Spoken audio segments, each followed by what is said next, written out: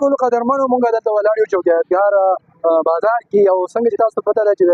14 اګست ورځ مانځلې کېږي خو څه کال مونږ دا په نظر وکړه چې اکثر بازارونه هغه شان نه دي ښکلي شوي لکه نور کله چې څنګه ښکلي کېږي دا به مونږ سره صدر صاحب موجود دی سره خبرې کوو سر دا 14 اګست چې دا د پاکستان یو جدي یو ورځ دا د اصل کې د دې وجه دا ده چې د ځینی انتظامیه چې دا هغه دلته لګي د اپریشن د وجه نه د تاجران ډېر پریشانه کړي دي بل دا د باجوړ د کې د اپریشن روان دي قبایلو په ذریعه د اپریشن نه دی په ځای روان دي نو دا خلک لږ خفه دي په دې وجه باندې نو دا د دې د وجه نه دا 14 اګست هغه شان دي زه نه مناوي چې څنګه مخکې چې مناوي پیدا و چې یکم اګست شروع شو نو هغې سره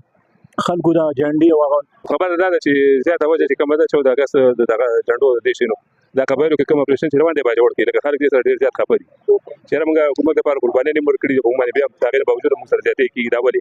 نو دې وجې نه بس لکه سادګۍ سره راپېره 14 اګست خلکو لږ منو خبره ده چې دا خامخا د پاکستان 14 اګست دی پاکستان آزاد شوی په دې ورځ باندې نو پکار ده چې موږ خوشحالي وکړو او موږ کړې ده موږ کوو دا نه چې نه کوو باقي باجوړ ولم د موږ وروڼه دي پښتانه دي نو موږ هغې سره خفګان کړی دی او کوو یې ورسره او د پاکستان د دې ورځ باندې موږ دواګانې کوو چا به 14 اګست په ورځ باندې څومره قرباني کړې ده موږ دې ټولو له دواګانې په منځونو کې هم کوو او دا خو زمونږ ملک دی دې کې به موږ هر رقم دغه کوو جنډې به جګوو منډې به وو جلسې به کوو خوشحالي به مناوو چې د 1947 دا کوم زموږ پاکستان چې آزاد شوی دی نو دراصل دا 1947 کې آزاد شوی خو د دې آزادۍ تاریخ 1857 نه چلیدلی دی او د 1857 نه ورته تر 1947 پورې په دې کې بېشبها علما کرامو او ډېرو لوی شیوخو او تاسو ته چې څنګه علم دی چې علامه شبیر احمد عثماني رحمت الله علیه د پاکستان جنډه موچته کړې وه نو د علما کرامو یو ډېر لوی کردار دی په دې کې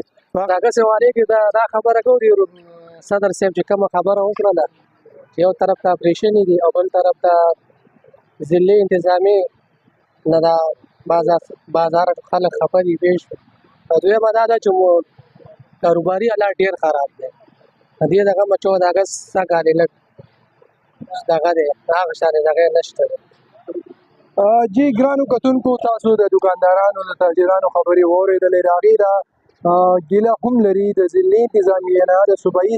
حکومت نه د وفاقي حکومت نه چې پکار دا ده چې دې تاجرانو له مراعات ورکړي دا نه چې دوی روزمره راځي او بېجا د مختلف ټیکسونو په مد کې یا د تجاوزاتو په مد کې دکانداران تنګوي هغې وایي الریډي زمونږ یو مهنګایي ده کاروبار نشته حالات ډېر زیات تنګ دي